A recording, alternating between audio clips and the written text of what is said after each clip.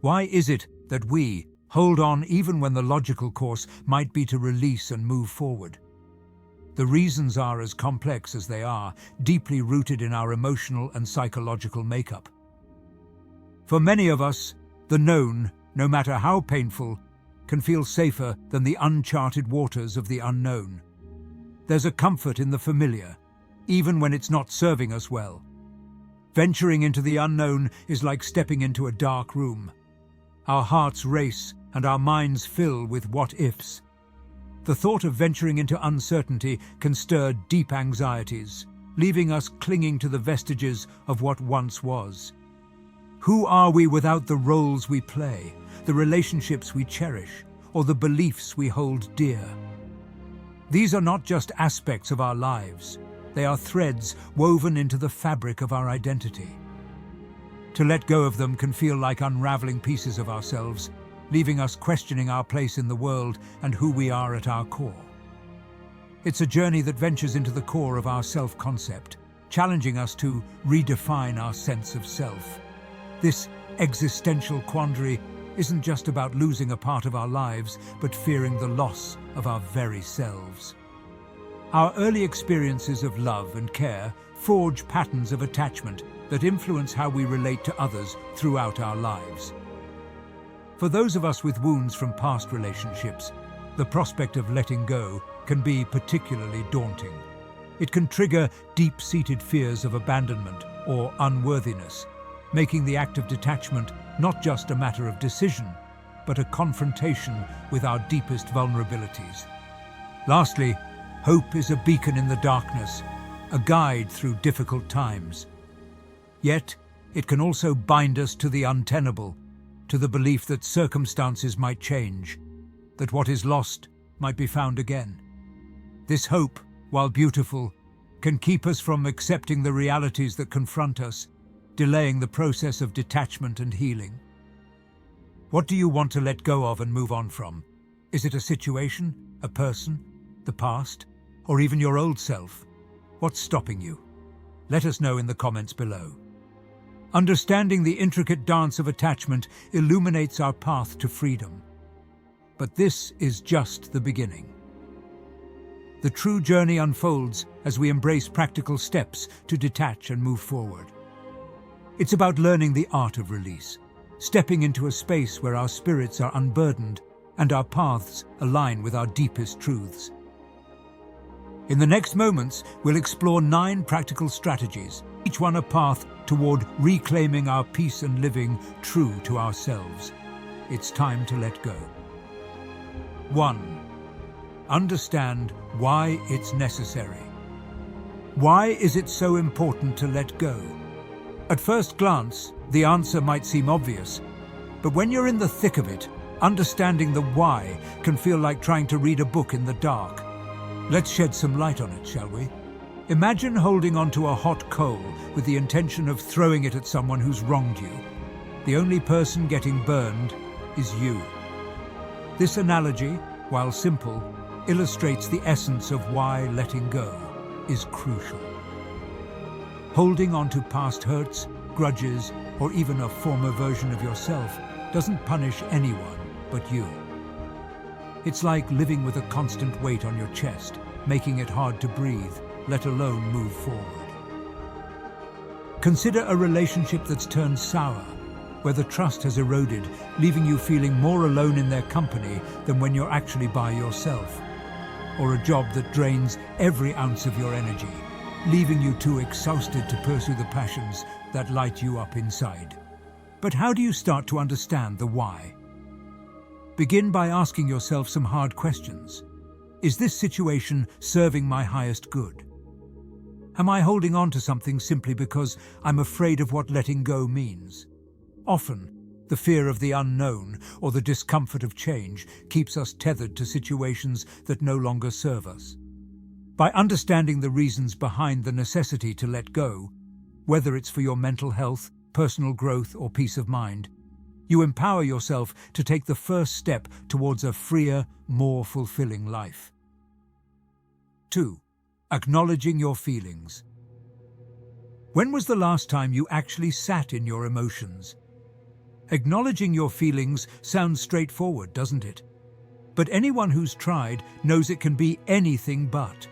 It's messy, it's uncomfortable, and sometimes it's downright scary.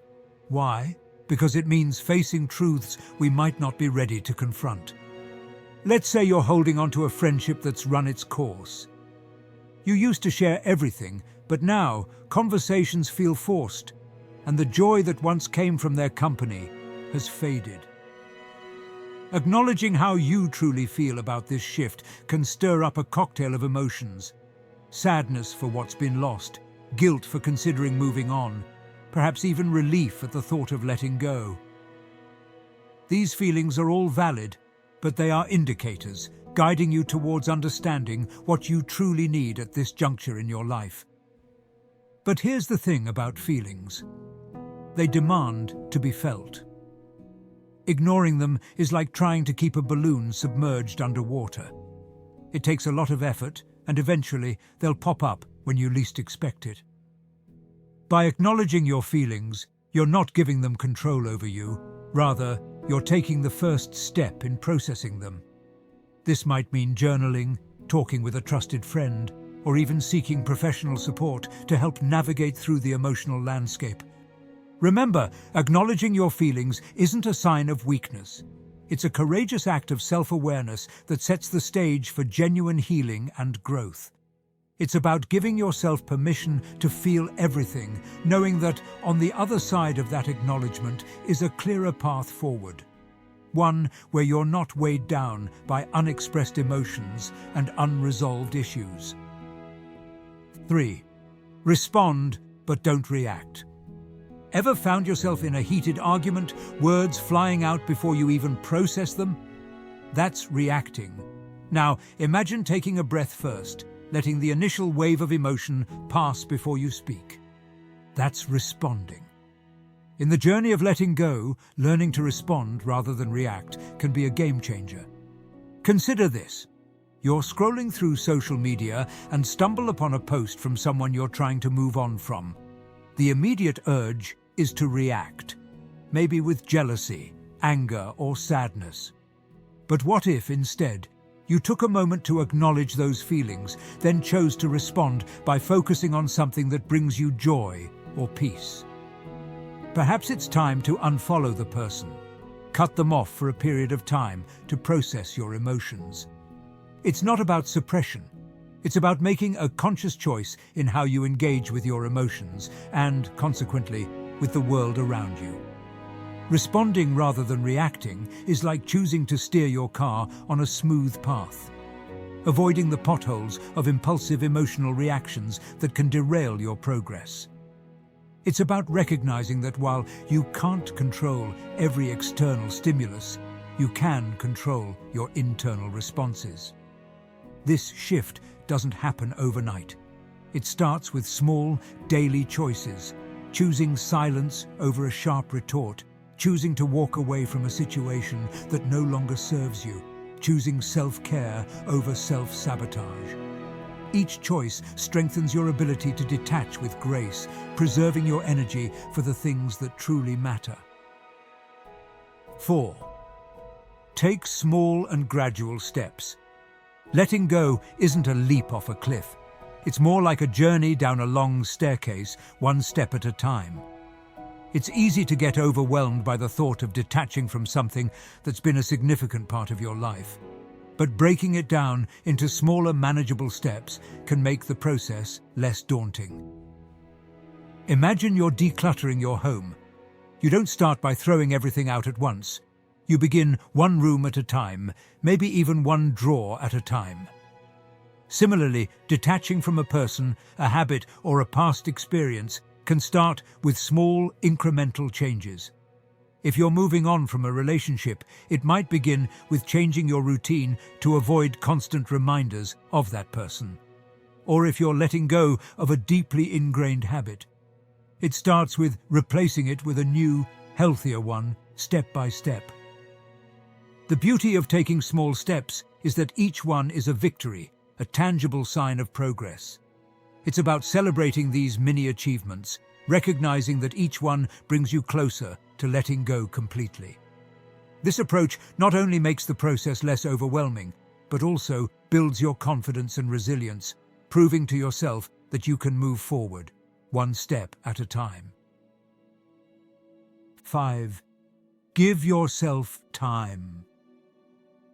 The concept of time as a healer is as old as time itself. But when you're in the thick of pain, waiting for the wounds to heal can feel like watching paint dry in a rainstorm, pointless and interminably slow. So, why do we say, give yourself time? Let's think about it differently. Imagine you're learning to play an instrument.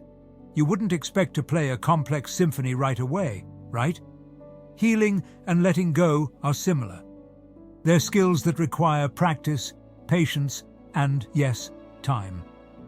Each day is a little practice session where you learn to play the notes of your life without the parts that no longer serve you.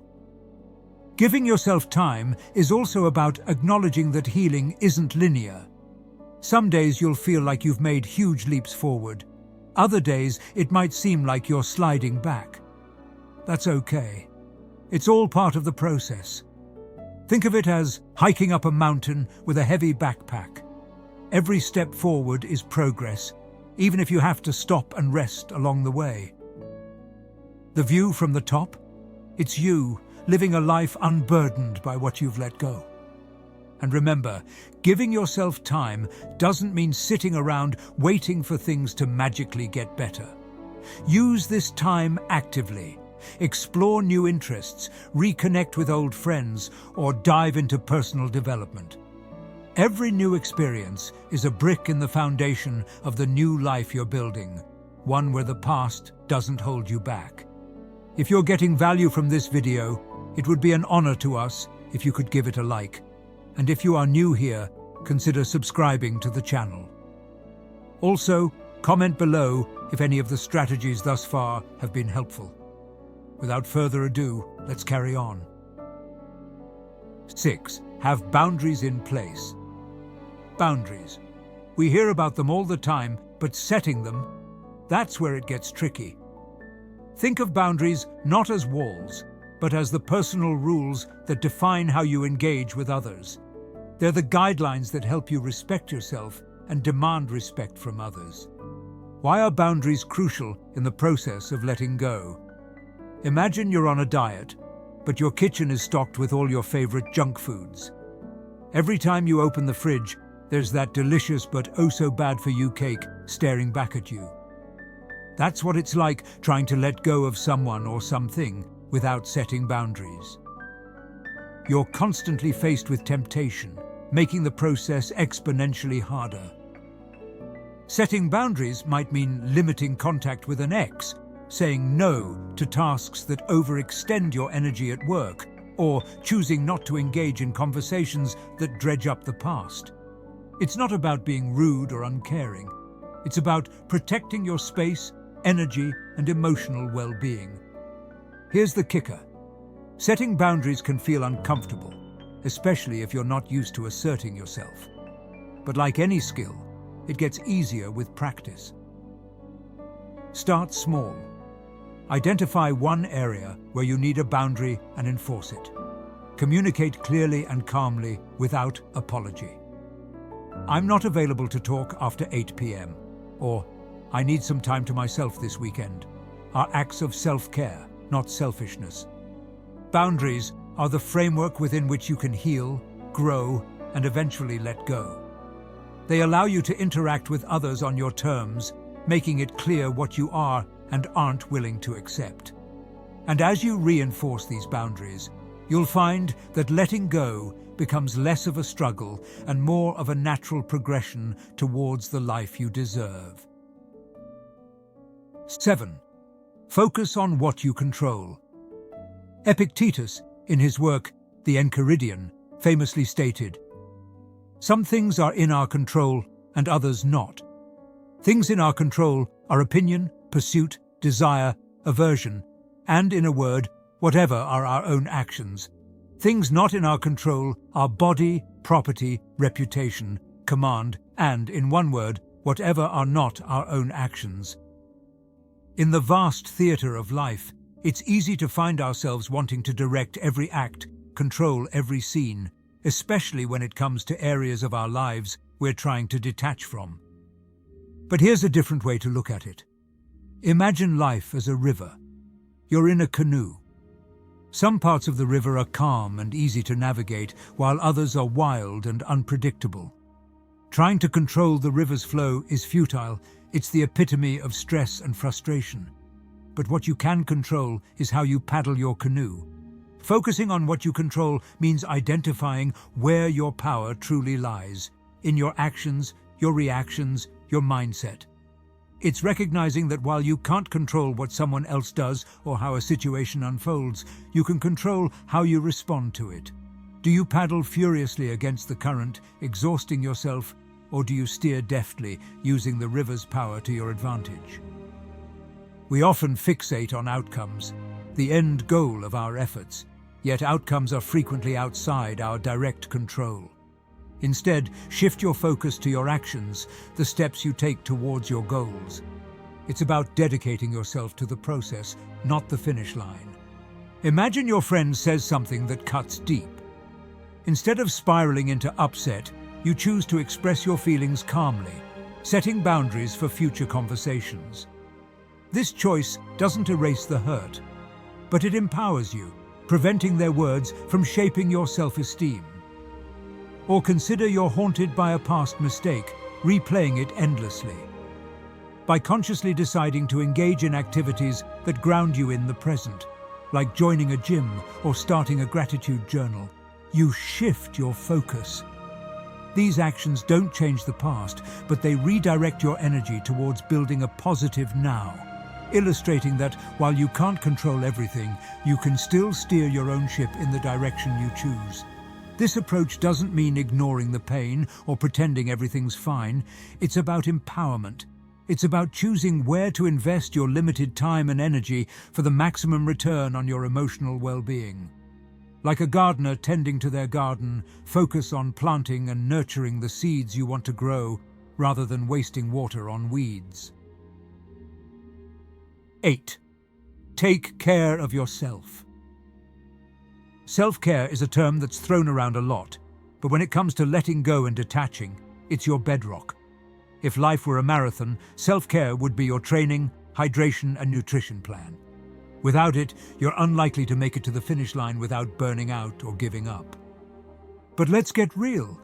Self-care isn't just about bubble baths and spa days. It's about making choices that support your physical, mental, and emotional well-being. It's acknowledging that you deserve care, especially when you're going through the tough process of letting go. So, how do you implement self-care in a way that resonates with you? First, tune into your needs. What replenishes your energy? What makes you feel centered and at peace? It might be physical activity, connecting with nature, creative expression, or simply allowing yourself moments of doing absolutely nothing. The key is consistency. Like watering a plant, self-care needs to be a regular part of your routine, not just something you turn to in crisis. Moreover, self-care is about setting and respecting your own limits. It's okay to say no to demands on your time and energy that don't serve your well-being. It's okay to ask for help when you need it. Remember, taking care of yourself isn't selfish, it's necessary. By prioritizing your well-being, you're not just better equipped to handle the process of letting go, you're also laying the foundation for a healthier, happier future. 9. Look forward. Ever catch yourself staring at the rearview mirror for a tad too long while driving, only to realize you might miss what's right in front of you? That's a bit like focusing too much on what we've had to let go of.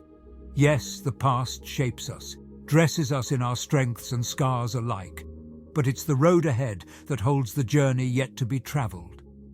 Looking forward is about lifting your eyes from the rearview mirror to the vast open road ahead, full of possibilities, adventures, and untold stories waiting to unfold. Embarking on this forward gaze is more than just a shift in perspective.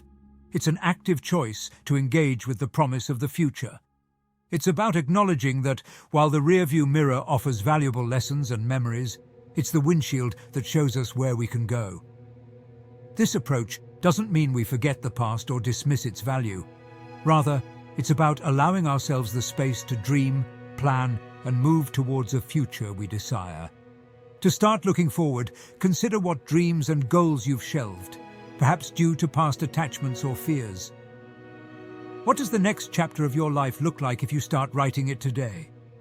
It might involve setting new personal or professional goals, picking up hobbies you've set aside, or simply allowing yourself to imagine a future where you're thriving, not just surviving.